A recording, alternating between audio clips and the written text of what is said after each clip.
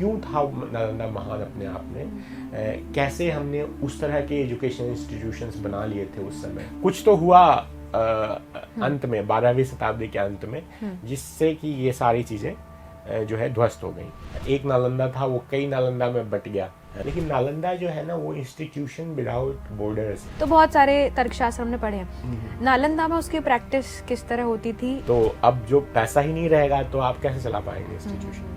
इसके अलावा नालंदा में ऐसा कुछ था जो बचाया जा सकता था, लेकिन क्योंकि उसकी लाइब्रेरी में आग लगी, उसके बारे में हम हमेशा से सुनते आ रहे हैं कि वो 3 महीने तक वो जलता रहा।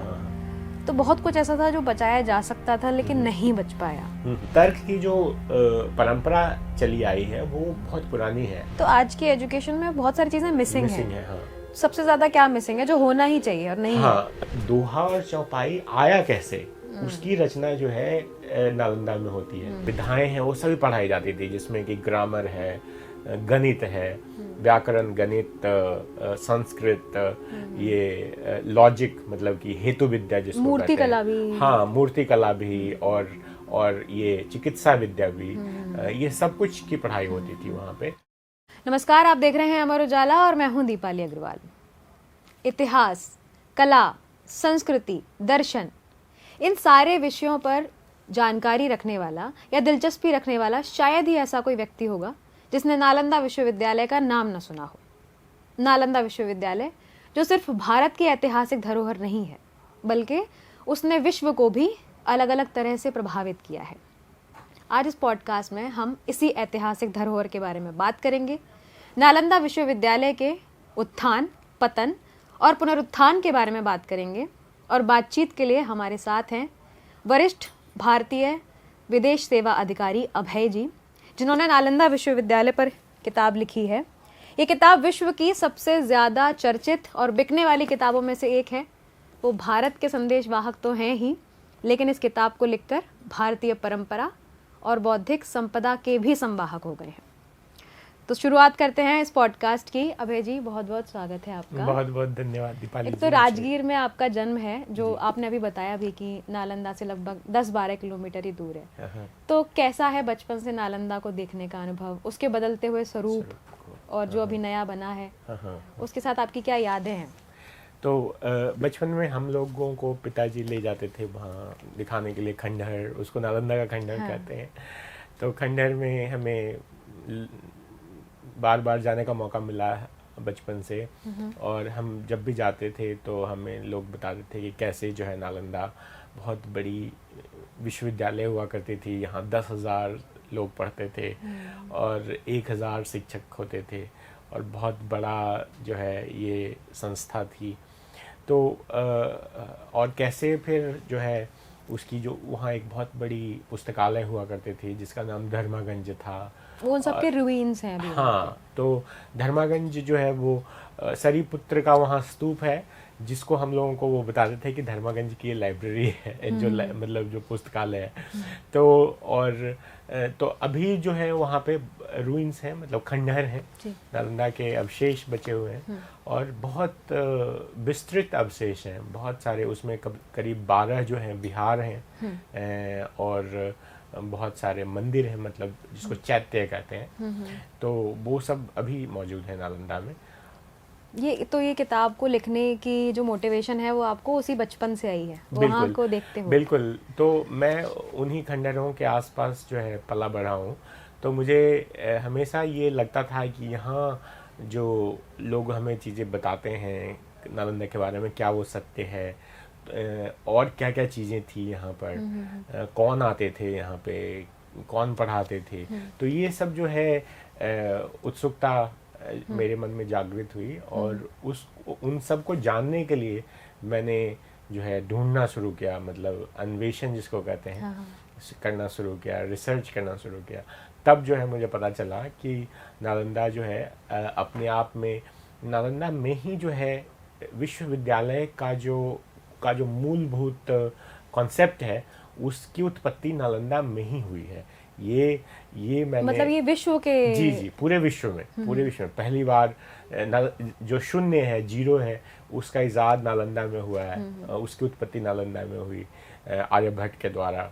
उसी तरह से जो है विश्वविद्यालय का एक प्रॉपर डिज़ाइन होता है। कैसे जो है विश्वविद्यालय बना, कॉन्सेप्ट कैसे आया विश्वविद्यालय का, वो उसकी भी उत्पत्ति नालंदा में ही होती है। तो नालंदा ने विश्व को किस तरह से बदल दिया। हाँ। जी, तो उसको ये किताब का नाम है। तो how it change the world. हाँ, क्योंकि सब बहुत लोग नालंदा के बारे में सिर्फ यही जानते हैं कि वहाँ 10,000 शिक्षक पढ़ाते थे और पढ़ते थे। क्या पढ़ाते थे, क्या कौन लोग पढ़ते थे वहाँ पे। तो नालंदा देखिए एक ऐसा मतलब कि नालंदा की जो उत्पत्ति है वो बहुत प्राचीनतम है। तो नालंदा बुद्ध के समय से पहले, मतलब आज से 2600 वर्ष पहले से भी जो है एक बहुत ही पुण्य जगह थी। गौतम बुद्ध के समय से भी पहले, क्योंकि गौतम बुद्ध जो है वहाँ जाते थे भ्रमण के लिए। तो इसका मतलब है कि वो उससे पहले से वो ज़्यादा प्रसिद्ध जगह थी। तो वहाँ पे नालंदा जो है एक उसका नाम, उसको हम लोग नागानंदा भी कहते हैं, क्योंकि मगध में जो है पुराना जो बिहार है वहाँ पे नाग की पूजा होती थी। और नाग जो है वो नालंदा एक्चुअली एक नाग का नाम है। और अच्छा। हाँ, तो जो कि एक तालाब में रहता है, जो कि जिसमें जो है वो कमल के फूल भरे पड़े हुए हैं। तो आपने कवर देखा होगा इस किताब का। हाँ, उस पे एक फूल है। हाँ, वो फूल हैं कमल के, और एक सांप है जी। तो और नालंदा का जो मतलब होता है, मतलब कई मतलब हैं उसके। तो एक तो है कि वो नाग है नालंदा, दूसरा है कि वो ना अलमदा है, मतलब कि बिना रुके हुए या बिना किसी रुकावट के देना, मतलब दान की जो प्रवृत्ति होती है वो होता है ना अलमदा। और कई लोग कई बातें कहते हैं, लेकिन नालंदा जो है मुख्य रूप से बुद्ध के समय से ही बहुत चर्चित स्थान था। वहाँ पे बुद्ध के 2 मुख्य शिष्यों का जन्म हुआ है, सरीपुत्र और मोगलायन। ये 2 लोग बुद्ध के प्रथम जो है शिष्य थे। ये दोनों सबसे महत्वपूर्ण शिष्य थे। सरीपुत्र को धर्म सेनापति भी कहा जाता है बुद्धिज्म में। तो सरीपुत्र का जन्म वहाँ पे हुआ और सरीपुत्र का निर्वाण भी वहीं हुआ। और सरीपुत्र बुद्ध के सबसे वो उसी यूनिवर्सिटी में रहे? नहीं, यूनिवर्सिटी उस समय नहीं थी। ये तो मैं 6ठी शताब्दी की बात बता रहा हूँ, तो ईसा पूर्व। तो वहाँ पर जो है 6ठी शताब्दी में उनका जन्म और मृत्यु हुआ सरीपुत्र का। और 3री शताब्दी में, मतलब 3री शताब्दी ईसा पूर्व, जब सम्राट अशोक ने बुद्धिज्म अपनाया, तो उन्होंने जो है सरीपुत्र के लिए एक छोटा सा स्तूप बनवाया वहाँ पे। मौर्य काल की स्तूप अभी भी मौजूद है, वो खुदाई में मिली है। और वो जो सरीपुत्र के लिए स्तूप बना, उसके साथ साथ सम्राट अशोक ने एक बुद्धिस्ट विहार का भी, मतलब जो विहार होता है उसका निर्माण करवाया, जहाँ पे कि पढ़ाई लिखाई शुरू की अभिधर्म की। बुद्धिज्म में जो अभिधर्म होती है, अभिधर्म का मतलब होता है कि जो सर्वोपरि धर्म है, जो बुद्धिस्ट फिलॉसफी है। तो वो 3री शताब्दी में शुरुआत हुई उसकी। यानी जब नालंदा की शुरुआत हुई तो वहाँ सिर्फ बुद्धिस्ट फिलॉसफी ही पढ़ाई जाती थी शुरू में। हाँ, जो है विहार के रूप में उसकी स्थापना की गई। और वही विहार जो है धीरे धीरे 800 साल लगे उसको महाविहार बनने में। तो वहाँ पे पहली शताब्दी में ईसा पश्चात पहली शताब्दी में वहाँ नागार्जुन आए। नागार्जुन बहुत बड़े फिलोसोफर हैं। उन्होंने शून्यता या शून्यवाद की फिलॉसफी दी। और उसके बाद उनके कई शिष्य जो है वो आते रहे वहाँ पे। आर्यदेव थे श्रीलंका से, और भी वसुबंधु और असांग थे जो 5वीं शताब्दी में वहाँ आए, स्वात वैली से, नॉर्थ वेस्ट इंडिया जो अभी है।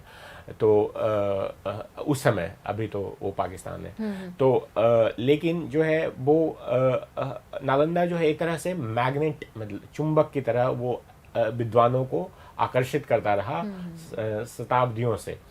और 5वीं शताब्दी में वहाँ पे जो है गुप्त जो वंश थे, गुप्त वंश के लोगों ने, सक्रादित्य जिनको कहते हैं, या कुमार गुप्त वन ने जो है वहाँ पे बड़े बिहार की, जो कि ईंट की बनी हुई है, मतलब कि कंक्रीट की बनी हुई है, उसकी स्थापना की। तो उन्होंने उस यूनिवर्सिटी के इंफ्रास्ट्रक्चर में चेंज किया। जी, तो उसको जो है उन्होंने बड़ा रूप दिया। और वही सरीपुत्र के स्तूप के इर्द गिर्द जो है सब कुछ निर्माण होता रहा। और 7वीं शताब्दी में वहाँ पे जो है मतलब कि उसका विस्तार स्वरूप हो गया, जहाँ चाइनीज जो है यात्री स्वेनसांग आए 7वीं शताब्दी में, और उन्होंने लिखा कि वहाँ पे जो है दुनिया के जितनी भी मतलब कि नोन मतलब कि जो विधाएं, हाँ विधाएं हैं वो सभी पढ़ाई जाती थी, जिसमें कि ग्रामर है, गणित है, व्याकरण, गणित, संस्कृत, ये लॉजिक मतलब कि हेतु विद्या जिसको मूर्ति कहते हैं, कला भी, हाँ मूर्ति कला भी, और ये चिकित्सा विद्या भी, ये सब कुछ की पढ़ाई होती थी वहाँ पे। और बुद्धिज्म की तो पढ़ाई होती ही थी, वेद की भी पढ़ाई होती थी, वो सब बहुत बहुत विस्तार से वो बताते हैं कि क्या क्या पढ़ाई जाती थी और कहाँ के लोग थे वहाँ पे। तो वो बताते हैं कि पूरी दुनिया से लोग वहाँ आते थे पढ़ने, और जो वहाँ पे इस तरह से 7वीं शताब्दी में ऐसा माहौल था कि दुनिया में और कहीं नहीं था। स्वेनसांग जो थे चीन से, वो खुद ही जो है वहाँ पे नालंदा की जो बहुत बड़ी लाइब्रेरी थी धर्मागंज, वहाँ पे योग भूमि सूत्र को कॉपी करने के लिए आए थे। उसकी जो मूल प्रति थी वो नालंदा लाइब्रेरी में थी। तो उसके बाद फिर चीन से कई लोग आए, करीब 56 जो यात्री हैं उनकी जो है जीवन गाथा वो लिखी सिर्फ है। उस जगह को देखने आए थे कि यहाँ नहीं, वहाँ पढ़ने आए थे। अच्छा, वो पढ़ने भी। योग जो नालंदा की जो शुरुआत हुई, जो उसका जो मुख्य फिलोसॉफिकल फाउंडेशन था, वो नागार्जुन ने बनाया था 1st सेंचुरी में। मतलब कि उसके बाद वहाँ पे ना शून्यवाद के बाद योगाचार सूत्र जो है, योगाचार जो फिलॉसफी है उसकी पढ़ाई शुरू हुई। फिर उसके बाद वो बाद में 8वीं शताब्दी में वो वज्रयान की पढ़ाई शुरू हो गई। तो ये लोग जो आते थे वो मेनली नालंदा में पढ़ने आते थे। वहाँ पे जो है जो सूत्र थे, जो किताबें थी, मतलब जिसको मैन्युस्क्रिप्ट्स कहते हैं, तो उसको कॉपी करने आते थे। क्योंकि वहाँ नालंदा में जो है सभी मूल प्रतियां होती थी, ओरिजिनल प्रतियां होती थी, तो उसमें किसी डुप्लीकेशन का जो है कोई संभावना तो उनको मूल रूप से वो उनको पढ़ पाते थे। बिल्कुल। आपने विहार और महाविहार की भी बात की, तो ये विहार और महाविहार, इसको हम कैसे समझेंगे? विहार जो है, देखिए एक छोटा सा एक विहार होता है जिसमें कि एक कोर्टयार्ड होता है, एक आंगन होता है, चौकोरा कहिए या आयत के रूप में, और उसके चारों तरफ जो है वो जो भिक्षु होते हैं उनके रहने की व्यवस्था होती है। तो भिक्षु रहते हैं अपने अपने सेल्स में, और वो आंगन में आकर उनकी पढ़ाई लिखाई होती है। तो अच्छा। इसको हम एक बुद्धिस्ट विहार कहते हैं। बुद्धिस्ट विहार क्यों बने? क्योंकि जो है वर्षा, अभी देखिए वर्षा का जो सीजन है, तो वर्षा के सीजन में उनको मना है घूमना, भ्रमण करना मना है, तो उनको किसी एक स्थान पर रहना होता है 3-4 महीने के लिए, ताकि वो जो है, और इस दौरान जो है पहले उसको हम लोग बिहार जो होता था उस पहले वो उसका दूसरा नाम था, मतलब कि वो एक तरह से जो है रिट्रीट होता था, मतलब कि वर्षा काल के लिए, सिर्फ मानसून सीजन के लिए, मतलब एक तरह का आश्रय, हाँ एक आश्रय सराय होता जैसा, था। आप वहाँ के ठहरते हैं। हाँ। तो फिर धीरे धीरे उसको जो है वो 3 महीने की बजाय वो परमानेंट हो गया, और तब उसका नाम विहार हो गया, है ना। और विहार जो है धीरे धीरे वो एक साथ कई विहार बन गए एक ही कैंपस में, तो वो महाविहार हो गया, क्योंकि उसमें जो है कई बड़े बड़े विहार बन गए। जैसे आज की यूनिवर्सिटीज में जो एक ही जगह पे अलग अलग कैंपस होता है, तो उसी तरह से नालंदा का भी कैंपस था, और उस कैंपस की बाउंड्री वॉल थी, और उसके अंदर जो है बहुत सारे विहार थे। इसलिए नालंदा जो है एक महाविहार था, क्योंकि वहाँ पे बहुत सारे विहार एक साथ थे। तो महाविहार के साथ साथ वहाँ पे और भी चीज़ें थी, जैसे चैत्य थे। चैत्य मतलब कि जो टेम्पल्स होते हैं, मंदिर हो गए, और स्तूप थे। तो ये सबको मिला करके रहने की व्यवस्था थी, टीचर्स की, स्टूडेंट्स की। कहते हैं कि वो विश्व का पहला हॉस्टल व्यवस्था जो है, जी, रेजिडेंशियल यूनिवर्सिटी कहा जाता है उसको। तो देखिए, तो जो आइडिया ऑफ यूनिवर्सिटी क्या है, विश्वविद्यालय कहते हैं उसको। तो उसमें विश्व बहुत जरूरी शब्द है, तो उसमें सब कुछ वैश्विक होना चाहिए। तो पढ़ाई सारी चीज़ों की होनी चाहिए, सारे जितने भी नॉन सब्जेक्ट्स हैं, और पढ़ने वाले और पढ़ाने वाले दोनों विश्व से होने चाहिए। तो तब जाके वो विश्वविद्यालय बनता है। तो नालंदा में भी बाहर से टीचर्स? हाँ, तो नालंदा में भी बाहर से टीचर्स थे, श्रीलंका से थे, सेंट्रल एशिया से थे, चीन से थे, कोरिया से थे, और बहुत सारे जगहों से, मतलब इंडोनेशिया उस समय जो है जावा सुमात्रा से थे, उनको उस समय उनका ये नाम था। तो बहुत जगहों से थे, साउथ एशिया से तो थे ही। तो इसलिए उसका नाम विश्वविद्यालय वो बना। कॉन्सेप्ट ही विश्वविद्यालय का वहीं से उभरा कि कोई चीज़ ऐसी हो सकती है। और सबसे जो फंडामेंटल चीज़ है वहाँ की, कि जो आर्किटेक्चरल प्लान है विश्वविद्यालय का, आज भी अगर आप ऑक्सफोर्ड या कैम्ब्रिज जाएंगे यूके में, तो उनका जो क्वाड या कोर्ट है, मतलब कि जो आर्किटेक्चरल प्लान आप देखेंगे, तो वो आपको लगेगा कि सीधे नालंदा से ये आया हुआ है, क्योंकि विश्वविद्यालय की जो मूलभूत रचना हुई है वो नालंदा में हुई है। तो कैसे नालंदा से वो वहाँ तक पहुँचा, ऑक्सफोर्ड कैम्ब्रिज तक, वो उसकी भी कहानी मैंने लिखी है इसमें। वो तो खैर किताब पढ़ के हम जानेंगे। एक सवाल मेरा ये भी है कि सम्राट अशोक का आपने जिक्र किया कि कैसे उनका नालंदा में रोल था, और वो बौद्ध धर्म अपना चुके थे। फिर कुमार गुप्त का भी रोल है, वो एक हिंदू राजा थे। उन्होंने भी नालंदा में योगदान दिया और बौद्ध धर्म को सपोर्ट भी करते थे। आपको ऐसा लगता है कि बावजूद इसके वहाँ पर जो बौद्ध धर्म था नालंदा में, वो थोड़ा प्रोमिनेंट था बाकी के धर्मों की अपेक्षा? बिल्कुल, क्योंकि नालंदा जो है, देखिए, नालंदा की स्थापना ही जो है वो मूलभूत से जो है बौद्ध धर्म के राजाओं के द्वारा हुई। जैसे सम्राट अशोक के द्वारा स्तूप बनाया गया, फिर नागार्जुन जो उसके मूलभूत, जिनको आप कह सकते हैं फिलोसॉफिकल फाउंडर नागार्जुन है, उसके नागार्जुन जो है बुद्धिज्म के सबसे बड़े फिलोसोफर माने जाते हैं। तो लेकिन जो नालंदा विश्वविद्यालय बना, ये तो बिहार की है। जब महाविहार बना तो वो एक गुप्त वंश के समय में हुआ, और कुमार गुप्त वन जो थे या उन्होंने महाविहार बनाया। उन्होंने उसको जो है वो मतलब कि बड़ा उसको बड़ा बना दिया। तो वो एक हिंदू थे, या आप कह सकते हैं ब्राह्मणिकल, क्योंकि उस समय हिंदुइज्म वर्ड यूज नहीं होता था। तो जो है अब इसमें देखा जाता है कि जो मतलब कि पहले उस समय जो था कोई हार्ड या फास्ट ऐसा रूल नहीं होता था कि कौन, जैसे अशोक के जो चंद्रगुप्त जो थे, अशोक के दादाजी कहिए, चंद्रगुप्त मौर्य, तो वो जो है वो उन्होंने, कहा जाता है कि उन्होंने जैन धर्म अपना लिया था। और अशोक के पिताजी जो थे वो बिंदुसार, उनके बारे में कोई खास चीज़ पता नहीं है, बट अशोक ने जो है बुद्ध धर्म अपनाया। उसी तरह से जो गुप्त वंश में थे, तो गुप्त वंश के हर एक शासक हिंदू नहीं थे। जिनको जो मन होता था वो, उस समय ये फ्रीडम था, कोई हार्ड फास्ट रूल नहीं था कि आपको यही करना है। तो उनके ही जो कुछ और लोग थे उसमें, जैसे कुमार गुप्त के बाद जो आए लोग, कुछ लोग उसमें से बुद्धिस्ट भी थे। तो ऐसा कोई मतलब कि टाइट कंपार्टमेंट नहीं था कि हम हिंदू हैं तो हम बुद्धिस्ट इंस्टीट्यूशन को सपोर्ट नहीं करेंगे। इसीलिए कुमार गुप्त जो है, उन्होंने नालंदा में जो है विहार बनवाए, और नालंदा जो है विहार बहुत सारे, मतलब कि उनके जो सक्सेसर्स थे, उनके बाद जो आए, उन्होंने भी कई विहार बनवाए। और उस तरह से गुप्त वंश के राजकाल के दौरान नालंदा विहार से महाविहार बन गया।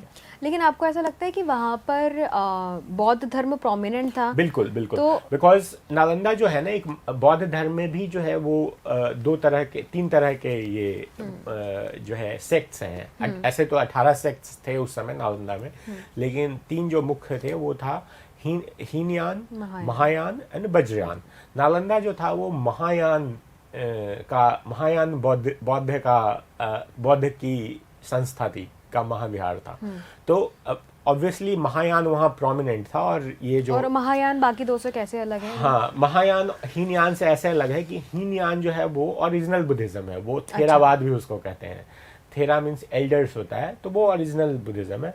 और उसमें बुद्ध जो है एक मनुष्य है, हमारे आपकी तरह, जबकि महायान में बुद्ध जो है वो एक भगवान बन जाते हैं, उनकी पूजा शुरू हो जाती है, मूर्ति पूजा शुरू हो जाती है, जो कि नालंदा विश्वविद्यालय में था। उसमें बोधिसत्व का कॉन्सेप्ट आ जाता है।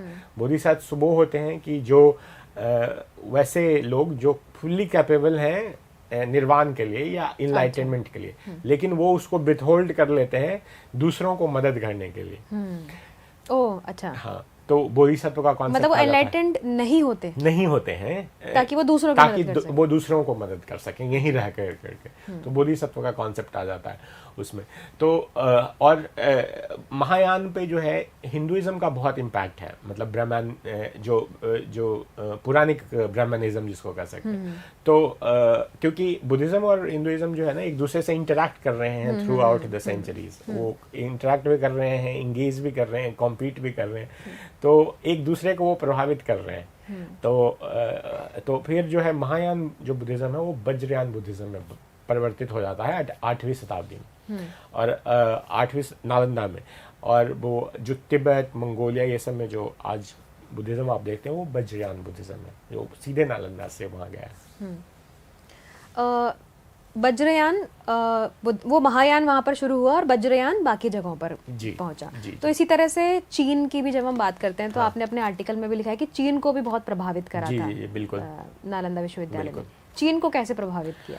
तो जैसे देखिए आप स्वयंसांग जिनकी बारे में यात्रा वृत्तांत हम पढ़ते हैं, तो उनके कारण ही जो है हम लोग जान पाते हैं नालंदा के बारे में, क्योंकि नालंदा जो है 13वीं-14वीं शताब्दी के बाद भारत में वो उसकी कोई खोज खबर नहीं थी, वो लुप्त हो चुका नालंदा की। हाँ, लेकिन हम 18वीं शताब्दी में जो इनका जो स्वयंसांग जो चीन से आते हैं उनका हम यात्रा वृत्तांत जो है उनका उसका अनुवाद होता है फ्रेंच में, और फिर उसको जो है इंग्लिश में वो ट्रांसलेशन होता है उसका, तो उससे लोग जान पाते हैं कि वहाँ नालंदा था, और उस तरह से नालंदा की खोज होती है। तो 7वीं शताब्दी में नालंदा इतना पॉपुलर था चीन में कि वहाँ उस समय देखिए ना कोई इंटरनेट था, ना कोई टेलीफोन यात्रियों के कारण पॉपुलर था। हाँ, यात्रियों के कारण, जो लोग आते थे वहाँ से, और नालंदा की जो विद्वता थी उसके कारण वो पॉपुलर था। जैसे कहते हैं ना, राजा स्वदेश पूज्यते विद्वान सर्वत्र पूज्यते, तो उसी तरह से जो है नालंदा की पूजा हर जगह होती थी।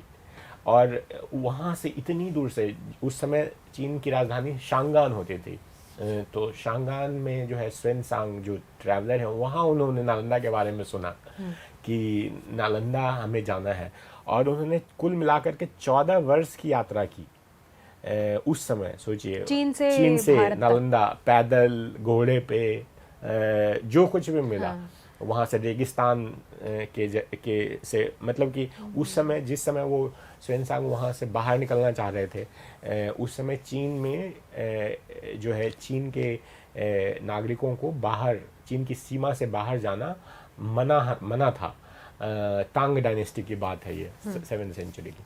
तो उस समय उन्होंने अपना रिस्क लेकर करके, पर्सनल मतलब जो रिस्क होता है वो लेकर करके वो चीन की सीमा से बाहर निकले। क्यों? क्योंकि उनका एक ही लक्ष्य था पूरे जीवन में, किसी तरह से नालंदा जाना। तो ये जुनून था। तो चीन को कैसे प्रभावित किया? क्योंकि चीन की जो फिलॉसफी है, बहुत सारे आज देखिए दुनिया में सबसे ज़्यादा बुद्धिस्ट कहाँ रहते हैं? चीन में रहते हैं। तो वहाँ पर जो अभी भी जो नालंदा की जो शून्यवाद जो स्कूल है, माध्यमा भी जिसको कहा जाता है, नागार्जुन की जो शून्यवाद है, उसके कई फॉलोअर्स हैं वहाँ पे। उसने पूरी चीन की जो है पूरी सामाजिक और सांस्कृतिक जो स्वरूप है उसको ही बदल दिया नालंदा ने। चीन का ही नहीं, मतलब वो इफेक्ट आज तक भी जापान, हाँ बिल्कुल। आप पढ़ेंगे इस किताब में देखेंगी कि कैसे जो है इसको कौन कौन से जो है स्कूल्स जो है वहाँ पे आज भी एक्टिव है। चीन को तो भारत का शुक्रगुजार होना चाहिए था। बिल्कुल। और वही नहीं, मेडिसिन में, ऑप्थेमोलॉजी में, ये मैथमेटिक्स में, एस्ट्रोनॉमी में, कैसे जो है नालंदा ने चीन के जो एस्ट्रोनॉमी पे को इम्पैक्ट मतलब कि प्रभावित किया। किस तरह से नालंदा से जो पढ़े लिखे मैथमेटिशियंस थे वो उन्होंने चीन की जो एक ही लेडी एम्परर थी, उनका नाम था वू जेटियन, और वू जेटियंस के सारे जो सबसे क्लोज एडवाइजर्स थे वो सारे नालंदा से पढ़े लिखे हुए थे। तो वो आप पढ़ेंगी, बहुत ही इतिहास की रोमांचक घटनाएं हैं। तो आप देखेंगे कि जो 664 मतलब कि ईस्वी पश्चात, उस समय नालंदा का सबसे ज़्यादा इम्पैक्ट था चीन में 664 में। और उसके अलावा कोरिया में भी, जापान में भी, फिर वियतनाम से लेकर करके, और कैम्ब्रिज यूनिवर्सिटी वगैरह तो आपने बताया कि सब आर्किटेक्चर। हाँ, ऑक्सफोर्ड कैम्ब्रिज का आर्किटेक्चर मैंने आपको बताया। जीरो 5वीं शताब्दी में आर्यभट्ट नालंदा में जीरो की खोज करते हैं। और क्यों जीरो की खोज नालंदा में ही संभव थी? क्योंकि नालंदा में शून्यवाद की फिलॉसफी प्रोमिनेंट, जो बुद्धिज्म से आ रही है, नागार्जुना की फिलॉसफी से। और वहाँ पे जो फिलॉसफी का शून्यवाद है और जो मैथमेटिक्स का शून्य है, वो दोनों एक दूसरे को जो है वो मतलब कि प्रभावित कर रहे हैं। तो जो इंडियन नंबर्स जिनको आप जानते हैं, आज दुनिया का यूनिवर्सल लैंग्वेज है तो सिर्फ इंडियन नंबर्स हैं 1 to 9। और जो वो 3rd सेंचुरी BC से आते हैं, मतलब कि 3री अशोक के टाइम से, मौर्यन पीरियड से। जबकि जो जीरो है, शून्य है, वो 5वीं शताब्दी में आता है। आर्यभट्ट के द्वारा पहली बार जो है उसका प्रयोग होता है नालंदा में। आर्यभट्ट नालंदा में पढ़ाते हैं। उनका जो है वो कुसुमपुर से हैं, पटना से, मतलब आज जिसको हम पटना कहते हैं। तो ये जो नालंदा का योगदान है, जीरो हो गया ये। फिर आर्यभट्ट जो है वो सिर्फ जीरो के ही नहीं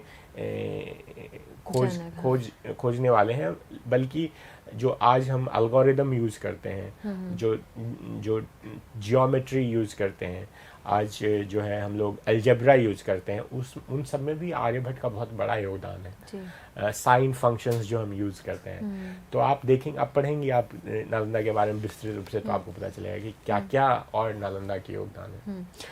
पर नालंदा कई बार बना, फिर कई बार उस पर आक्रमण हुआ, उसको खत्म करने की कोशिश हुई जी। इसकी पूरी क्या कहानी है, क्यों नालंदा पर आक्रमण हुए बार बार? हाँ, तो देखिए, कोई भी जो पावर स्ट्रगल होता है, तो जो आप देखेंगे कि सबसे पहला जो, अगर कोई कहीं भी पावर चेंज होता है तो वो एजुकेशनल इंस्टीट्यूशंस को टारगेट करते हैं, क्योंकि वही जो है ज्ञान का स्रोत है ना।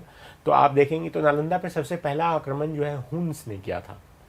तो वो उसके नालंदा के महाविद्यालय बनने के बाद ही जो है ये, मतलब जो महाविहार जब बना, तब उसके बिल्कुल थोड़े समय के बाद जो है हुन्स का आक्रमण हुआ भारत में, और उन्होंने नालंदा को जो है मतलब पूरी तरह से नहीं, लेकिन उसको जो है क्षति पहुंचाई। हाँ, लेकिन नालंदा आप देखिए जो है 5वीं शताब्दी की ही बात है ये। तो लेकिन 7वीं शताब्दी में नालंदा जो है अपने पीक पे है ना। तो आप देख सकते हैं। दूसरा जो कहते हैं कि वो हर्षवर्धन के समय में भी जो है उस पे शशांक नाम के एक जो है रूलर थे, उन्होंने भी अटैक किया। कोई ऐसे एविडेंस मुझे तो नहीं मिला है, लेकिन ये कहा जाता है।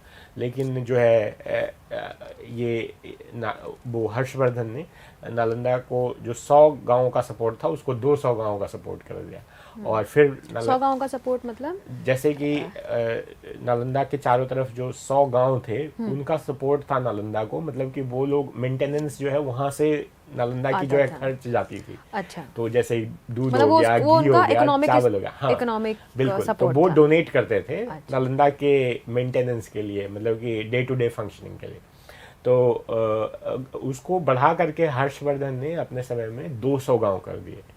तो नालंदा जो है जैसे थोड़ा बहुत जो भी डैमेज हुआ होगा, वो उसको जो है और भी मजबूत कर दिया। तो ये जो गांव थे जो 100 से 200 हुए और जो डोनेट करते थे, वो अपनी इच्छा से करते थे या राजा की आज्ञा के कारण करते थे? नहीं, राजा का जो होता था आज्ञा होता था। राजा, क्योंकि राजा तो राजा है, तो राजा की आज्ञा थी कि 200 गांव जो है वो नालंदा के प्रति समर्पित है, मतलब कि उनकी जो रेवेन्यूज है वो नालंदा को समर्पित थे। तो उससे जो है नालंदा का मेंटेनेंस होता था।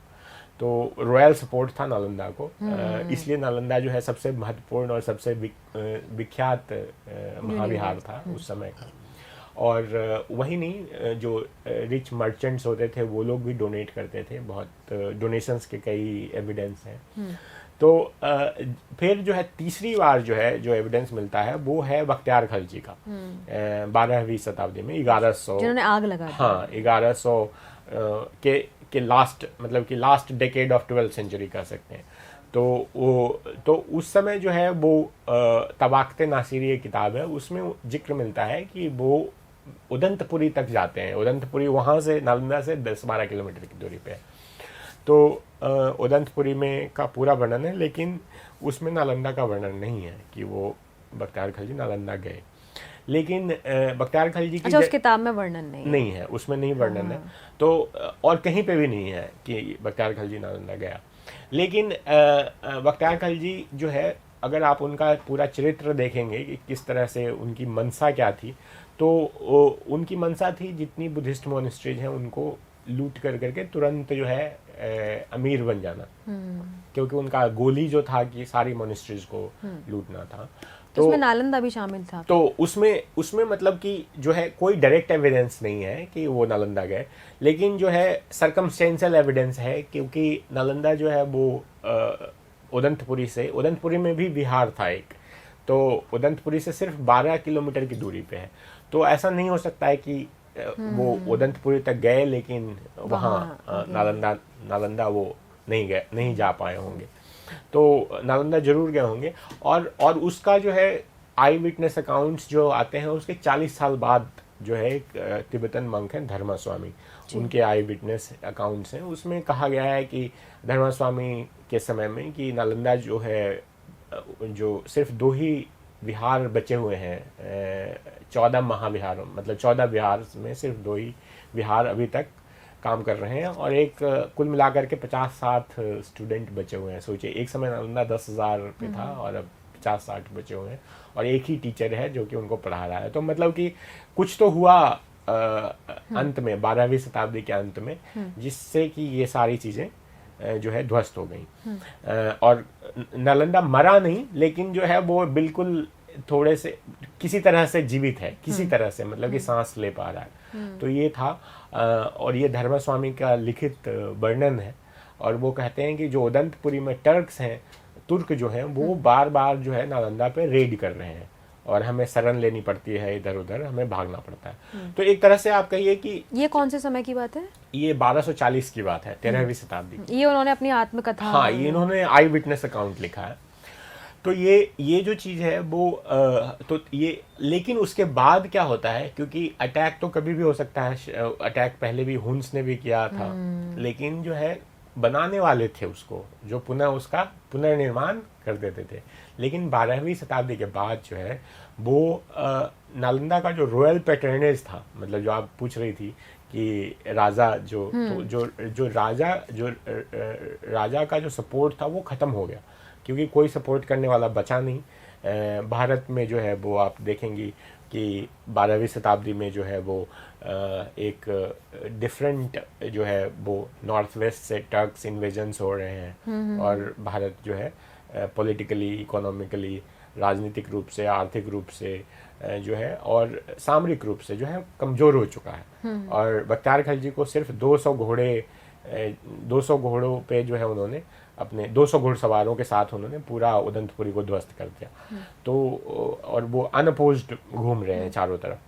तो वो उधर जब बख्तियार खिलजी उधर फिर तिब्बत की भी मोनेस्ट्री पे भी उनकी नज़र है। तिब्बत की मोनेस्ट्री, वो ब्रह्मपुत्र क्रॉस करने की कोशिश करते हैं अपने घुड़सवारों के साथ। आधे लोग पानी में ब्रह्मपुत्र की धारा में बह जाते हैं, और उनका ही जो सेकंड इन कमांड है उनकी वो हत्या कर देता है। अच्छा। तो वो उनकी स्टोरी है। और बख्तियार खिलजी जो है वो मोहम्मद ऑफ घोर के जनरल हैं, जैसे कुतुबुद्दीन ऐबक दिल्ली में थे, उसी तरह से बख्तियार खिलजी ईस्ट इंडिया में थे।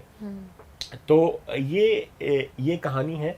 लेकिन नालंदा के डिक्लाइन के कुछ और भी कारण हैं, जो हैं कि जो रॉयल पैटर्नेज है वो ख़त्म होता जा रहा है। राजा का जो सपोर्ट है वो पाल वंश के बाद ख़त्म हो गया, और बहुत छिटपुट मिलता है सपोर्ट। ये विदेशी आक्रमण के कारण हो रहा था। विदेशी आक्रमण उसी समय हो रहा है। हाँ। क्योंकि देखिए, सब कुछ जो है ना, जैसे भारत जो है 12वीं शताब्दी में जो राजनीतिक रूप से, आर्थिक रूप से और सामरिक रूप से कमजोर हो चुका है। अटैक उनके कारण हो रहा है। क्यों कमजोर हो चुका है? क्योंकि इंटरनल फाइटिंग है। हाँ, एक दूसरे से लड़ रहे हैं, बट चुके हैं आपस में। हाँ, बट चुके हैं। जैसे वो राष्ट्रकूटाज जो है साउथ में है, उधर पाल जो है वो ईस्ट में है, राजपूत जो है इधर वेस्ट में है, चौहान्स भी, और भी लोग चौहान हैं जैसे, और जो ये गढ़वाल्स हैं जो वो लोग भी लड़ रहे हैं एक दूसरे के साथ। आप राजा जयचंद की मृत्यु हो जाती है वो अटैक में इनके टर्क्स के साथ फाइट्स में। तो जो लास्ट पेट्रन है नालंदा का या उस एरिया का वो सब खत्म हो चुके हैं। तो एक तरह से जो है पॉलिटिकल मतलब राजनीतिक अस्थिरता है, लॉ एंड ऑर्डर है ही नहीं, तो कैसे एजुकेशन और उसकी वजह से आर्थिक अस्थिरता भी है एकदम बिल्कुल। सामरिक जो है अस्थिरता है, तो सब कुछ खत्म हो जाता है उस समय। और इसका उसके साथ साथ जो है वो जो ब्राह्मणिज्म है, मतलब जो पुरानिक ब्राह्मणिज्म है वो ज़्यादा पॉपुलर होता जा रहा है भक्ति पोएट्स के कारण, भक्ति सेंट्स के कारण।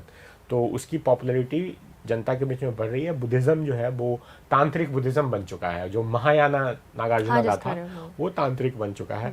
और एक तरह से आप देखेंगी कि बाबा गोरखनाथ और ये मत्स्येंद्रनाथ वो लोग, उन लोगों को बुद्धिज्म का एक सेक्ट माना जाता है, लेकिन वो उनको अब हिंदुइज्म में मतलब उनको भोलेनाथ का भी जो है वो तो ये जो बुद्धिज्म और ब्राह्मणिज्म की जो कॉन्फ्लिक्ट रही, इसने भी नालंदा को कुछ नुकसान पहुंचा? बिल्कुल, बिकॉज उसके कारण जो है ये क्योंकि अब जब ब्राह्मणिज्म पॉपुलर होता जा रहा है तो बुद्धिज्म को सपोर्ट घट रहा है, तो जो रॉयल सपोर्ट था वो घट रहा है ना। वो ज़्यादा, जैसे जो गढ़वाल डायनेस्टी के रूलर्स थे, जो लास्ट पेट्रन्स थे, उनके गुरु तो बुद्धिस्ट थे, लेकिन वो उनका जो डोनेशंस हैं वो ब्राह्मणिकल टेम्पल्स को जा रहा है। तो अब जो पैसा ही नहीं रहेगा तो आप कैसे चला पाएंगे इंस्टीट्यूशन।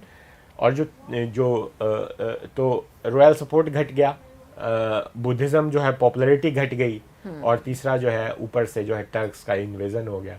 टर्क्स ने भी डिस्ट्रॉय किया बहुत सारे मोनेस्ट्रीज को, उन्होंने ध्वस्त कर दिया। नालंदा विश्वविद्यालय में जो आप पूरी उसका इतिहास अभी बता रहे थे कि किस तरह से आर्थिक सपोर्ट भी उसका कम होता चला गया, फिर इंटरनल कॉन्फ्लिक्ट चल रहे थे। इसके अलावा नालंदा में ऐसा कुछ था जो बचाया जा सकता था, लेकिन क्योंकि उसकी लाइब्रेरी में आग लगी, उसके बारे में हम हमेशा से सुनते आ रहे हैं कि वो 3 महीने तक वो जलता रहा। तो बहुत कुछ ऐसा था जो बचाया जा सकता था लेकिन नहीं बच पाया। तो नालंदा से जैसे बहुत सारे भिक्षुओं के जाने की जो है, बाहर जाने की, वहाँ से माइग्रेट कर दूसरे। अच्छा, वो यूनिवर्सिटी से माइग्रेट कर गए? हाँ, वो चले गए छोड़ करके। कई लोग उड़ीसा चले गए, कई लोग नेपाल चले गए, कई तिब्बत चले गए, ऐसे कई साउथ इंडिया चले गए, कई नॉर्थ वेस्ट चले गए। तो वहाँ से गए और उनके साथ उन्होंने किताबें भी वहाँ से नालंदा की जो वो किताबें थी जो वो ले गए साथ में अपने साथ। तो एक तरह से आप ये कि जो नालंदा था, एक नालंदा था, वो कई नालंदा में बट गया है ना। और वही इस किताब का लास्ट चैप्टर भी है, many Nalandas, global footprint of Nalanda. तो आज भी देखेंगे कि तिब्बत में जो है शाक्या मॉनेस्ट्री है, वहाँ बहुत बड़ी लाइब्रेरी मिली है एक दीवार के पीछे जो थी।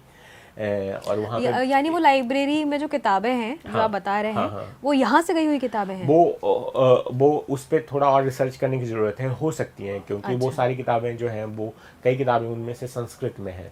तो और नालंदा जैसे ही ख़त्म हुआ बिहार में, वहाँ तिब्बत में फेनपो नलेंद्र नाम की इंस्टीट्यूट, मतलब कि मतलब फेनपो नलेंद्रा जो है, तिब्बतन नालंदा को नलेंद्र कहते हैं। तो वहाँ उसकी स्थापना हुई। तो एक तरह से कंटिन्यूटी रहा नालंदा का, आप देख सकते हैं, यहाँ नहीं तो वहाँ। और आज दुनिया के सारे मतलब कि कॉन्टिनेंट्स में अफ्रीका को छोड़ करके नालंदा इंस्टीट्यूट्स हैं, या नालंदा महाविहारा से इंस्पायर्ड यूनिवर्सिटीज खोले गए हैं, या जैसे आपने अपने लेख में लिखा कि नाम भी लोगों ने नालंदा से मिलते जुलते रखे हुए हैं। बिल्कुल। तो नालंदा की लाइब्रेरी की जो जलने की बात है, तो लाइब्रेरी अभी तक मिली ही नहीं है। जो नालंदा की जो खुदाई हुई है वही 10% मात्र हुई है, अभी 90%। अच्छा, अभी और निकलना बाकी है। बिल्कुल। तो अभी जो लोग जो वहाँ टूर गाइड्स होते हैं, वो जिसको वो बताते हैं कि ये लाइब्रेरी है, वो एक्चुअली सरीपुत्र का स्तूप है, जो सबसे लंबी जो वहाँ पे। और अभी जो नव निर्माण हुआ है वो सरकार की। हाँ, तो जो नई जो अब देखिए, नालंदा कभी एक तरह से मरा नहीं। आप नालंदा को जीवित करने की कई बार प्रयास होते रहे, 1951 में डॉक्टर राजेंद्र प्रसाद हमारे जो प्रथम राष्ट्रपति थे, उन्होंने जो है नालंदा की नींव रखी, नव नालंदा महाविहार की नालंदा में ही, और वो आज एक डीम्ड यूनिवर्सिटी है मिनिस्ट्री ऑफ संस्कृति मंत्रालय के अंतर्गत। वो उसी जगह के पास बिल्कुल कहीं बिल्कुल बनाई एकदम पास में, वहाँ से कुछ ही किलोमीटर की दूरी पर है। और जो है नालंदा विश्वविद्यालय जो है अंतर्राष्ट्रीय विश्वविद्यालय की स्थापना जो है ईस्ट एशिया समिट कंट्री जो है उनके सहमति से जो है वो एक मतलब प्रस्ताव आया। उसकी परिकल्पना जो है डॉक्टर APJ अब्दुल कलाम जी ने की थी। बिहार जो है संविधान जो असेंबली है बिहार की, वहाँ उन्होंने अभिभाषण में ये बात रखी थी। और फिर जो है ईस्ट एशिया समिट कंट्रीज़ के साथ ही इसको डिस्कस किया गया। उसमें 17 कंट्रीज़ थे उस समय। और हाँ, तो सभी ने मिलकर नालंदा को बनाने की प्रतिज्ञा ली। और 2010 में जो है इंडियन पार्लियामेंट ने एक special act, Nalanda university act पारित किया। और 2014 में वहाँ कैंपस में जो पढ़ाई शुरू हो गई। और उसका जो है अभी नया कैंपस बना है जो कि 400 एकड़ के करीब ज़मीन में है, 400-450 एकड़ में। और उसका जो बहुत ही बेहतरीन कैंपस बना है, यूनिक कैंपस बना है, उसका उद्घाटन जो है माननीय प्रधानमंत्री श्री मोदी जी ने किया पिछले वर्ष। और जो नालंदा का पुराना स्ट्रक्चर है वो वहीं खंडहर, हाँ बिल्कुल, वो ये जो नई नालंदा विश्वविद्यालय बनी है वो राजगीर में है। राजगीर की कुछ और कहानी है। राजगीर जो है वो मगध साम्राज्य की पहली राजधानी है। और वहीं से मगध की नींव जो है वहीं से पड़ती है। तो राजगीर जो है वो एक तरह से कहिए कि नालंदा से भी पुराना जगह है। तो राजगीर में ही बनाया गया है। और दोनों में कुछ ज़्यादा अंतर नहीं है, क्योंकि राजगीर और नालंदा एक दूसरे के जैसे जो होता है वो पूरक है। हाँ पूरक है, वो एक दूसरे को कॉम्प्लीमेंट करते हैं, वो हमेशा से एक साथ रहे हैं। जैसे सरीपुत्र राजगीर आए थे वहाँ बुद्ध से मिलने के लिए, क्योंकि उनको इनलाइटनमेंट चाहिए था, तो वो अपने दोस्त मोगलयान के साथ राजगीर में जो है वहाँ बुद्ध से उनकी मुलाकात हुई थी। तो वहीं जहाँ पे वेणुवन है, जहाँ पे बुद्ध से सरीपुत्र की मुलाकात हुई, जो कि नालंदा के कहिए कि एक तरह से नालंदा की रचना ही जो है, जो विश्वविद्यालय की रचना हुई वो सरीपुत्र के स्तूप के चारों तरफ हुई है। तो आप कह सकते हैं कि नालंदा और राजगीर जो है लगभग एक ही है। और एक नालंदा राजगीर कॉम्प्लेक्स। आप राजगीर से, आपने नालंदा पे किताब लिखी है। बिल्कुल। अच्छा, हम जब पुरानी यूनिवर्सिटीज़ की बात करते हैं तो हमेशा से बचपन से हमने पढ़ा है कि तक्षशिला और नालंदा। तक्षशिला से नालंदा कितनी अलग यूनिवर्सिटी रही? तो तक्षशिला जो है, देखिए, जब नालंदा एक महाविद्यालय मतलब कि विश्वविद्यालय महाविहार के रूप में नालंदा का जब अवतरण हुआ 5वीं शताब्दी में, उस समय तक तक्षशिला जो है खत्म हो चुका था। क्योंकि तक्षशिला को भी मतलब पूरी तरह से कहिए अगर विनाश करने में हुन्स जो है, हुन्स का बहुत योगदान रहा, जिन्होंने नालंदा पर भी हमला किया। हाँ, जिन्होंने नालंदा पर भी हमला किया। तो अब जो ये हुन्स थे, लेकिन वो 5वीं शताब्दी में की बात है। लेकिन जो है तक्षशिला जो है बहुत पुरानी, एक तरह से कहिए कि उसको हम लोग विश्वविद्यालय नहीं कहते हैं, महाविहार नहीं कहते हैं, क्योंकि तक्षशिला एक तरह से गुरुकुल था। तो वहाँ पे जो है ये बुद्ध के जो चिकित्सक थे, जीवक, वो तक्षशिला से पढ़कर आए थे। वो 6ठी शताब्दी की पुरानी ईसा पूर्व की बात है, 6ठी शताब्दी। तो उस समय तक्षशिला जो है अपने ये में अपने कहिए कि फुल फॉर्म में था। ये कहा जाता है चंद्रगुप्त मौर्य और चाणक्य जो है, जिनको हम कौटिल्य भी कहते हैं, तो वो लोग भी तक्षशिला से थे। चंद्रगुप्त मौर्य ने तक्षशिला में पढ़ाई की थी। तो उस समय से जो है उसको तक्षशिला जो है एक तरह से कहिए कि गुरुकुल सिस्टम था।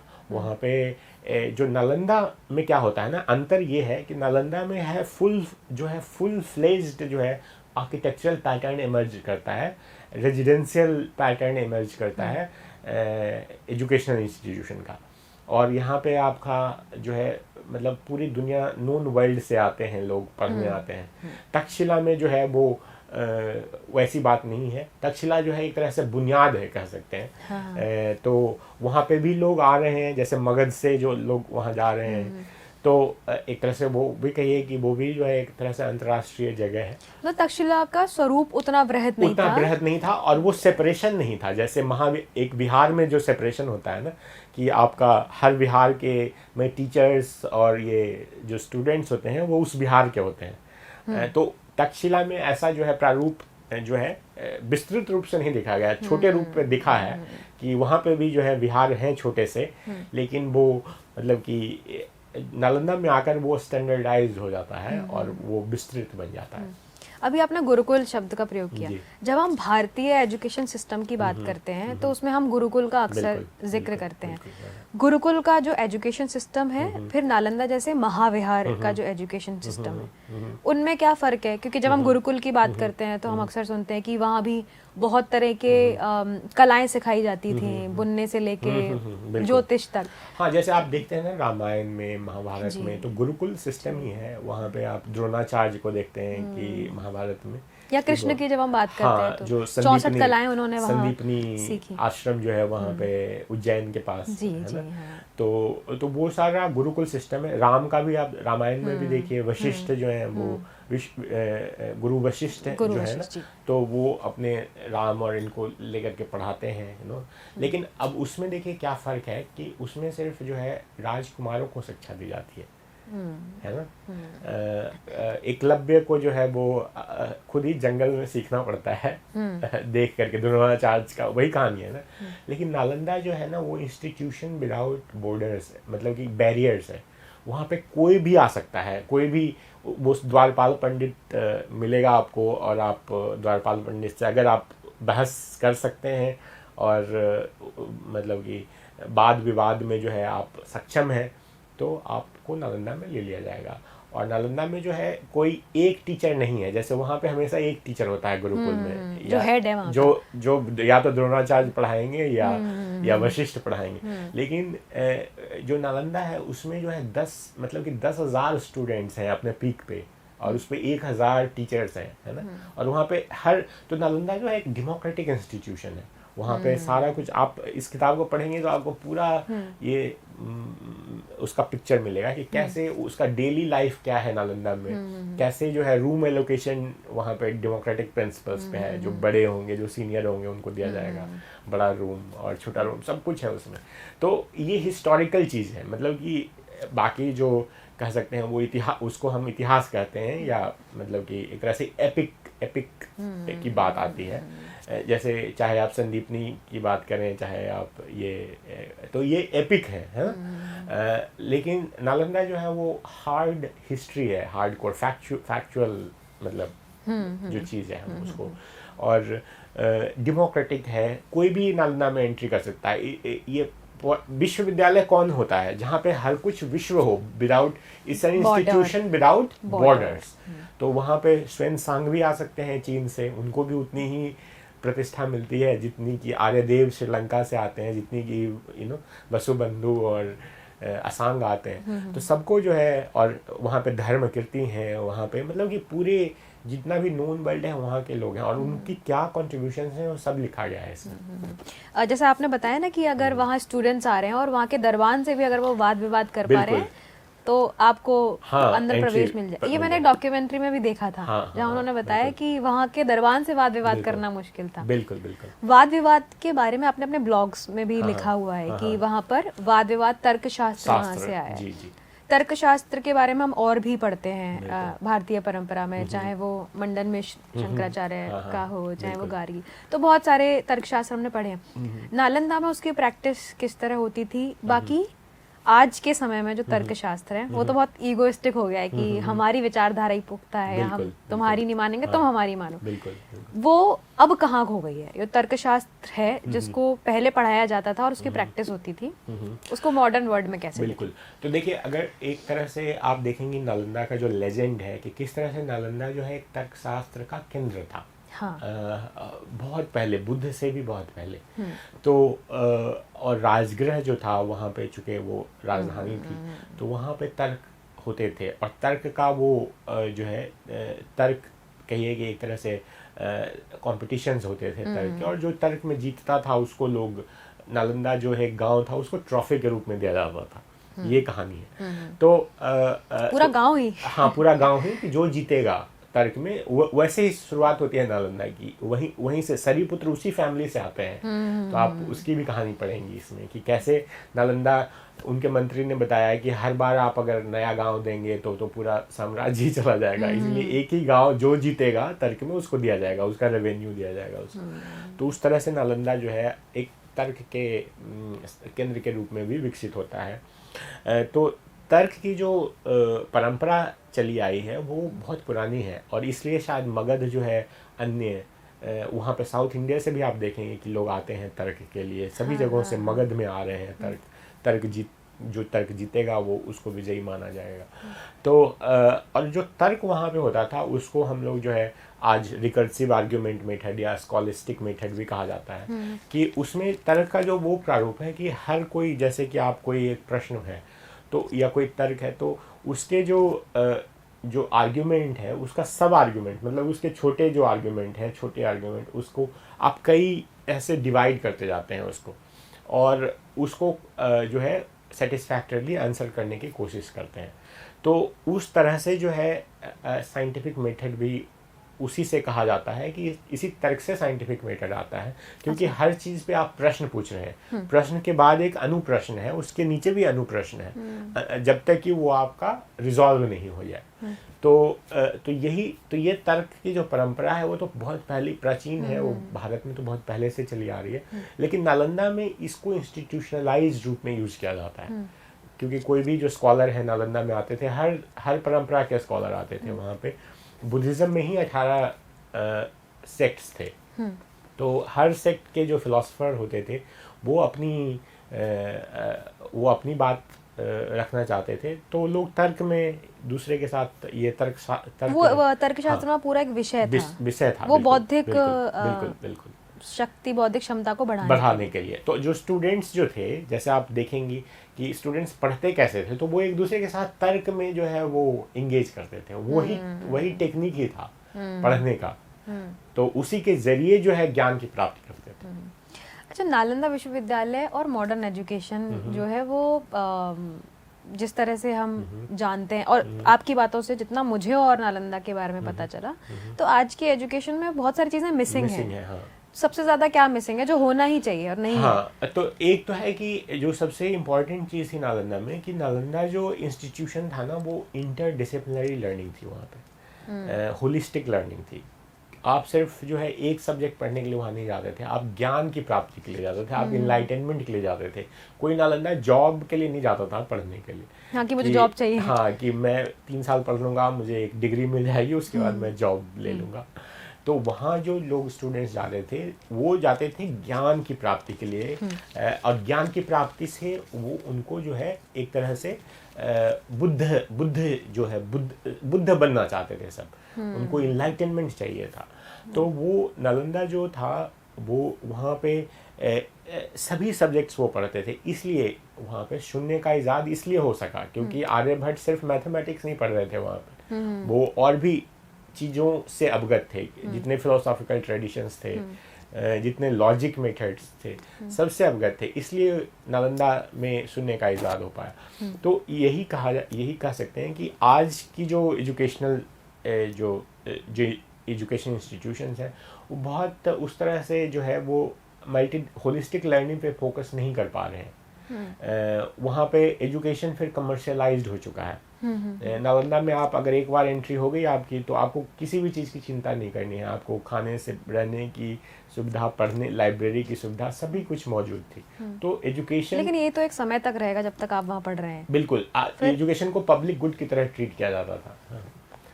तो नहीं, बाहर आप बाहर मतलब कि नालंदा से बाहर तो आप जब तक पढ़ना चाहें आप पढ़ सकते थे, क्योंकि नालंदा में कोई लिमिट नहीं था। अच्छा, मतलब 3 इयर्स हाँ, कोर्स ऐसा नहीं था कि आपको 3 साल के बाद वापस जाना है। अच्छा, बिल्कुल। आपकी किताब में सबसे ज़्यादा खास बात क्या है नालंदा के बारे में? ये बात है क्योंकि ये नालंदा का सही मायने में जो है, जो नालंदा का सही अर्थ है, नालंदा से क्या हमें सीखना चाहिए, उस पर ये किताब फोकस करती है। इसलिए इस किताब का नाम Nalanda how it change the world है, क्योंकि नालंदा कोई भी हम एजुकेशनल इंस्टीट्यूशन, हमारा हेरिटेज है, पास्ट है, लेकिन हम उस पास्ट के बारे में जानते क्या हैं? हम जानते हैं कि नालंदा के कौन कौन से महान शिक्षक थे जिन्होंने नालंदा को महान बनाया, उनका क्या योगदान था, क्या हम उसके बारे में जानते हैं? या हम सिर्फ ये जानते हैं कि उसकी लाइब्रेरी 3 महीने तक जलती रही थी हाँ। और उसको किसने जलाया? तो ये बहुत ज़रूरी है हम लोगों को सीखना अपने हेरिटेज से कि क्या कारण था कि नालंदा इतना महान बना, कौन थे वहाँ, क्या पढ़ाया जाता था, क्या हम सीख सकते हैं नालंदा से, नालंदा के क्या कॉन्ट्रीब्यूशंस हैं, आज क्या नालंदा के जैसा इंस्टीट्यूट बनाया जा सकता है। मुझे लगता है सर ये एक ऐसा टॉपिक है ना, और इतना ऐतिहासिक भी है, अपनी परंपरा का टॉपिक भी है, और भारत की धरोहर है नालंदा। तो जब हम इस पे बात करना शुरू करें तो शायद पूरे दिन भी बात कर सकते हैं। बिल्कुल बिल्कुल। लेकिन कुछ एक दो सवाल और हैं जो मैं पूछूंगी कि जब आप किताब लिख रहे थे नालंदा के बारे में, और आपने बचपन से उस जगह गए हैं, देखा है, फिर किताब लिखी, किताब के लिए आपने बहुत सारी रिसर्च भी की होगी, क्या ऐसा था जिस चीज ने या जिस बात ने आपको सबसे ज्यादा प्रभावित किया, जो आपको नया पता चला? तो जब मैं किताब लिखने लगा था तो मुझे कुछ भी पता नहीं था नालंदा के बारे में ज़्यादा। मुझे सिर्फ ये पता था कि वहाँ एक लाइब्रेरी थी जो आपको पता है 3 महीने तक जली थी, बस। उसके अलावा कौन वहाँ थे, कौन पढ़ाते थे, कैसा लाइफ था वहाँ का, तो ये सब चीज़ें मिसिंग थी। तो वो मैंने, और मुझे ये भी डाउट था कि नालंदा क्या विश्वविद्यालय था, ये शायद सिर्फ एक बुद्धिस्ट बिहार हो, है ना? हाँ, जैसा कि अक्सर लोग अज्यूम कर लेते हैं कि ऐसा है। तो ये जब मैंने ये किताब लिखना शुरू किया तब मुझे इतने सारे मटेरियल मिले और ये पता चला कि नालंदा सिर्फ जो है वहाँ पे नालंदा के कई महान मतलब कंट्रीब्यूशंस हैं जो हमें पता ही नहीं है। तो उस समय जो है, जैसे हम लोग आजकल दोहा पढ़ते हैं, है ना, कबीर के दोहे पढ़ते हैं, दोहा सोरठा, हाँ, तो चौपाई पढ़ते हैं, जैसे तुलसीदास की चौपाई पढ़ते हैं। तो दोहा और चौपाई आया कैसे, उसकी रचना जो है नालंदा में होती है। आप देखते हैं कि ये जो दोहा है वो ये जो सिद्ध पोएट्स हैं, जो सिद्धाज हैं नालंदा के, वो और उनकी जो रचनाएं हैं और कबीर की रचनाओं में बहुत सिमिलैरिटी है। तो एक तरह से ट्रेडिशन, नालंदा ट्रेडिशन को अभ्रंश भाषा है उसमें उन्होंने लिखी है। योग जो आज हम करते हैं पूरी दुनिया में, हठ योग का सबसे जो पुराना जो साहित्य है वो नालंदा के सिद्धियों के साहित्य में मिलता है। योग तो बहुत पुराना है, लेकिन हठ योग जो आज पूरी दुनिया प्रैक्टिस करती है, जो इसको हम एक्सरसाइज आप करते हैं ना, तो उसकी वो नालंदा से आता है। मंड जो आर्किटेक्चरल प्लान्स हैं यूनिवर्सिटी की, तो ये सब चीज़ें मुझे नहीं मालूम थी। ये सब मुझे कोई आइडिया नहीं था कि नालंदा और ऑक्सफोर्ड के बीच में कोई कनेक्शन है। हमें तो यही लगता था कि होगा नालंदा, उसमें कुछ करते होंगे। तो बहुत सारी, जैसे ऑफ्थमोलॉजी, जैसे उसका एडवांस सेंटर था नालंदा, आँखों का उस समय, हाँ उस समय, अपने समय में उनकी मेडिसिन प्रैक्टिस बहुत एडवांस थी। वो क्या यूज़ करते थे मैं ये देख रहा था। तो ये बहुत ज़रूरी है जानना। और क्यों था नालंदा महान अपने आप में, कैसे हमने उस तरह के एजुकेशन इंस्टीट्यूशंस बना लिए थे उस समय, तो वो तो हिस्टोरिकल फैक्ट है। आप जाके अभी देखेंगी कि कितने उसकी जो दीवारें हैं नालंदा की, वो कितनी चौड़ी हैं, कितनी मजबूत हैं आज भी। तो एक तरह से वो पूरे एक लेबोरेटरी था जहाँ पे बिल्कुल वो एक ऐसा इंस्टीट्यूशन था कि वहाँ पे बनाया गया था कि जो ह्यूमन नॉलेज है उसकी बाउंड्रीज को हम पुश कर सकें। सर एक आखिरी सवाल हो रहा है, उसमें मेरी व्यक्तिगत दिलचस्पी भी है, मेरा पर्सनल इंटरेस्ट ये है कि बौद्धिक एजुकेशन और आध्यात्मिक एजुकेशन ये अलग होती है। आज के इंस्टीट्यूशन में जैसे हम बात कर रहे थे कि 3 इयर्स कोर्स, 5 इयर्स कोर्स, फिर आप जॉब के लिए जा रहे हो। लेकिन जब हम नालंदा जैसी यूनिवर्सिटी की बात कर रहे हैं तो वहाँ पर योग भी सिखाया जा रहा है, इसके अलावा दर्शन भी है, और वहाँ पर टाइम बाउंडेशन नहीं है। लोग वहाँ प्रैक्टिस कर रहे हैं, पढ़ रहे हैं, सीख रहे हैं। तो आपको लगता है कि इस आध्यात्मिक एजुकेशन की बहुत ज़रूरत है? मुझे तो लगता है, क्योंकि आज देखिए, आज दुनिया के सबसे 3 बड़े सबसे चैलेंजेस क्या हैं दुनिया में आज, आप बताइए। आज जो सबसे बड़ी जो समस्याएं पूरी दुनिया जो फेस कर रही है वो है क्लाइमेट चेंज की, बायोडाइवर्सिटी लॉस की और इन्वायरमेंटल पोल्यूशन की। सबसे बड़ी चैलेंज है, क्योंकि आप इनको आप बदल नहीं सकते और हम सबसे कम महत्व इन्हीं को देते हैं। हाँ, और सबसे कम महत्व इन्हीं को देते हैं। लेकिन इन तीनों का क्या कारण है? इन तीनों का कारण जो है वो है ह्यूमन ग्रीड। मतलब कि जो Human? ग्रीड, मतलब कि Greed, जो जी, लालच जो है, मानवीय जो आकांक्षाएं हैं वो इनके बेस पे हैं। और इन आकांक्षाओं को कैसे हम दूर कर सकते हैं, मतलब ये जो हमारी जो ह्यूमन ग्रीड है इसको हम लोग कैसे कर सकते हैं। तो वो सिर्फ तभी हो सकता है जब आप आध्यात्मिक एजुकेशन पे फोकस करेंगे। वो नालंदा जो है मतलब कि जो सबसे बड़ा चीज़ जो नालंदा सिखाता था वो सिखाता था काइंडनेस, है ना, to be kind to others. तो जब आप अगर दूसरे जो जीव जंतु हैं उनके प्रति काइंडनेस दिखाएंगे तो बायोडाइवर्सिटी लॉस क्यों होगी, है ना। आप जंगल नहीं काटेंगे, आप पेड़ पौधों को नहीं हटाएंगे और जीव जंतुओं को नहीं खाएंगे तो तभी तो आप उनको बचा सकते हैं ना। तो वो कहाँ से आता है, वो आध्यात्मिक एजुकेशन से आता है। और नालंदा में होलिस्टिक एजुकेशन था। हाँ। नालंदा जो है अपने समय का वो हार्वर्ड, ऑक्सफोर्ड, कैम्ब्रिज सबको मिला करके उनसे भी बड़ा इंस्टीट्यूशन था, क्योंकि नालंदा जो है बेसिक ह्यूमन वैल्यूज पे फोकस करता था। उसमें होलिस्टिक एजुकेशन थी। आप इन्वायरमेंटल पोल्यूशन क्यों हो रहा है आज, क्योंकि किसी को किसी की और की परवाह नहीं है। हमें अपने कार से जाना है, हमें इगोइस्टिकल सोसाइटी है। एजुकेशन क्या है, आपको जो आप जैसे MBA करते हैं तो आपने खर्चा कर लिया 15 लाख रुपए, अब हमें वसूल करना है ये, है ना। तो ये चल चुके, तो वसूल आप कैसे करोगे, तो आप पेड़ काटोगे, आप आदमी को दूसरे लोगों को एक्सप्लॉइट करोगे, ठगोगे, यू विल ये all kind of things we do to get ahead in life. तो वो नालंदा नहीं सिखाता था। नालंदा सिखाता था कि आपको जो मुख्य उद्देश्य है जीवन का, वो it's not having 5 crore per annum salary, but it is to have human values, much more than that. Much more than that. Life is much more than that. तो ये अंतर था। इसलिए मुझे लगता है कि that's the most important lesson we can learn from Nalanda. और नालंदा के देखिए 800 जो साल थे महाविहार के रूप में, उसमें कभी भी कोई भी कॉन्फ्लिक्ट का ऐतिहासिक तथ्य नहीं मिलता है पूरे 800 साल में। और ये इसलिए क्योंकि नालंदा में कोई भी प्रॉब्लम होती थी उसको तर्क के साथ वो सुलझा लेते थे। वो उसके लिए उन्हें जो है वायलेंस की ज़रूरत नहीं पड़ती। फिर बहुत अच्छा लगा सर आपसे नालंदा के विषय पर बातचीत करके, और इतनी लंबी बात के बाद भी, क्योंकि जब भी आप बोलते हैं उसके बाद कहते हैं आप बुक पढ़ेंगी तो आपको पता चलेगा। तो आई एम श्योर कि इस किताब में ऐसी बहुत सारी चीज़ें होंगी जो इस पॉडकास्ट में नहीं हुई हैं, लेकिन फिर भी हमने बहुत सारी बातचीत की है।